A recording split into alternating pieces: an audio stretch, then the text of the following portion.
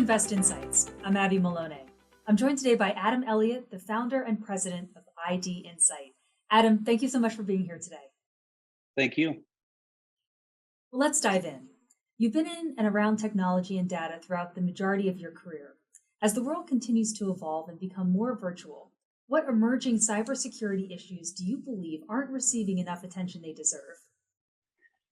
Yeah, it's crazy what's going on right now, but the one that we really pay attention to, which is just crazy right now, is and even pre-pandemic, but certainly was exacerbated a little bit by COVID. But right now, everybody's going virtual, and a lot of what we work with is financial services, banks, credit unions, and if you talk to any banker on the fraud cybersecurity side, they'll say that 90% of the logins that they see are probably fraudulent.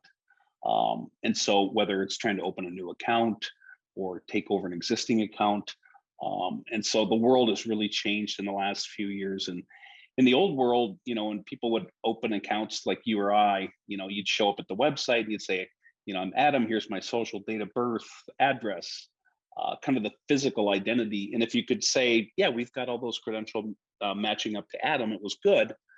And in the new world order, we have to basically assume the opposite, that it's been compromised, that it's been breached. And so kind of in the new world of things that we have to look for in the whole world of cybersecurity virtual is not just the physical identity, but now it's kind of being known as the virtual identity.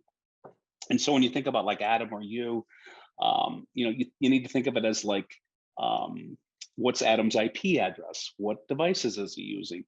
And so it's really shifted the world of identity as we used to know it from just those physical elements, which we have to now assume are compromised, to this virtual world.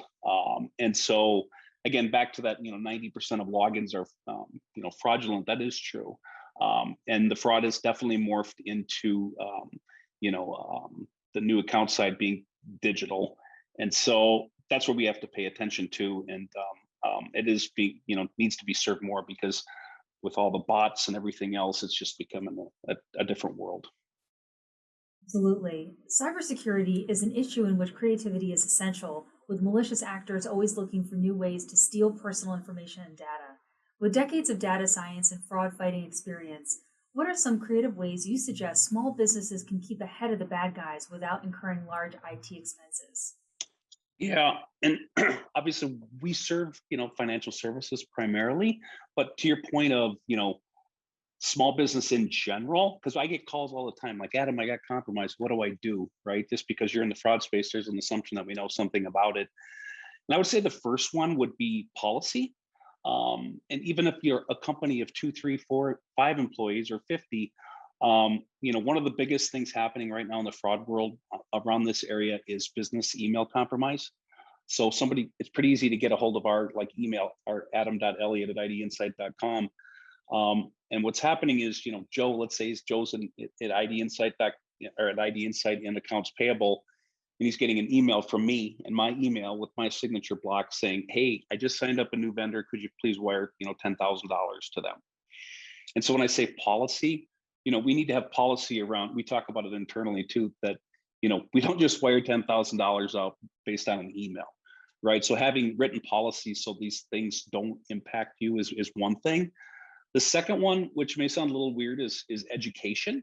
We are in the security space, right? So we have actually a whole security plan.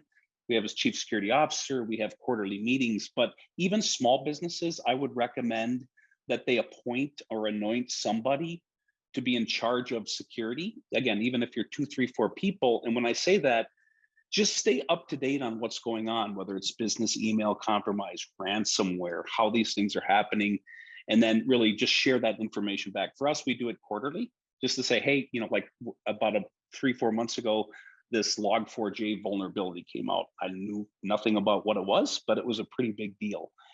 And so you kind of have to want to stay on top of that. And then for us, again, back to, we serve banks and credit unions and things like that. So for us to provide our tools to them, those small businesses, we have to do it in such a way that it's accessible, they can get to it, they can afford it. So for us, that's how we look at it. But I think the education and policy thing can be really important even for, smaller businesses. Right. According to SonicWall, the world saw an alarming 105% surge in ransomware attacks in 2021. How often are your platforms evolving to keep up with malicious actors? And what would you identify as your company's most significant innovations as you strive to fight against cybersecurity threats? Yeah, it's you mentioned ransomware. It's everywhere, right? Mm. And the thing about fraudsters is they'll always seek out the system of fewest controls, right? So once you solve something, they're going somewhere else. And it is this cat and mouse game, and you have to stay ahead of it, right? And so you mentioned like what are our probably most significant things we've done in the spirit of staying ahead of it. A couple things. We've got thousands of banks that utilize our services, and every day they go in and look at our data or go look at the data analytics that we provide, which is really key to what we do. And they make decisions and say that was fraud, that was good. And when they do so, they basically say that was fraud. And so what we did last April is we said, hey, since we have thousands of customers that are reporting fraud to us every month, what if we shared that information across the network? So that if somebody walked into Bank ABC on a Monday and somebody applied at 123 Main Street and Bank ABC said that was fraud, what if we make that information available to the network? So 2 days later they walk into XYZ, suddenly we can say, I don't know, but there was a suspected fraud at that same address that we saw 2 days ago. And the fraud, I mean, the bankers and the fraudsters love it because it's this fraud is the common enemy in banking, right? They might compete on marketing risk and things like that. But when it comes to the fraud side of it, it's pretty collaborative. So that's been very well received. And then tightly tied to that, and kind of hear it in the press a little bit, but because the banks are telling us every day, and thousands per month and saying that's fraud, that's fraud. Well, as we talked about a little bit, or I did a minute ago, the fraud tends to migrate, right? So when you shut something down, they change their patterns, they change their schemes.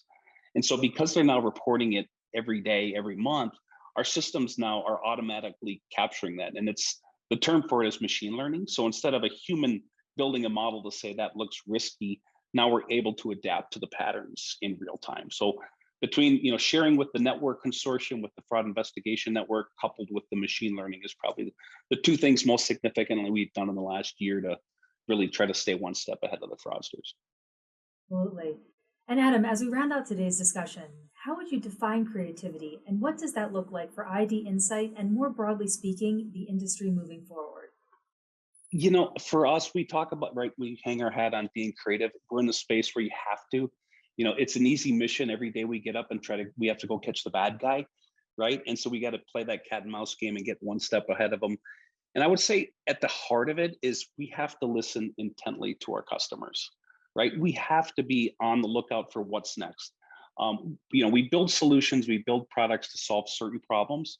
And you get this mindset of we build these products, we have these products, we sell these products, but then you can't have those blinders on. You got to be always looking to what's next, right? And what's the next problem I have to solve? So an example I'll give you today, as we sit here, when people are doing fraud, let's say in the virtual digital environment, they typically go out and make up an email address, right? johnsmith@gmail.com.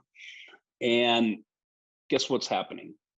People like us are looking at that going, hey, that email just got made up last week. That's fraud, right? And so we shut it down. So guess what the fraudsters are in the middle of doing right now? They're realizing that they can't just make it up and do fraud the next day. So they start farming their emails and they start using it at Open Table, at Amazon. And they realize, like, if I use it for 3 months, then I'll get through the front door. And so that kind of gives you just a high level example of why we always are playing this cat and mouse game and saying, all right, now I need to look for the next thing in terms of shutting them down. So there's just a couple snippets, but those are a couple ways we think about it. Well, I guess it's all about being vigilant. Adam, I really enjoyed our discussion today. Thank you very much. Absolutely. Thank you. Well, that was Adam Elliott, the founder and president of ID Insight. If you enjoyed this video, don't forget to like and subscribe to our channel to hear more CEOs and thought leaders share their opinions and advice on today's business climate. Until next time, I'm Abby Maloney, and this has been Invest Insights. Thank you for tuning in.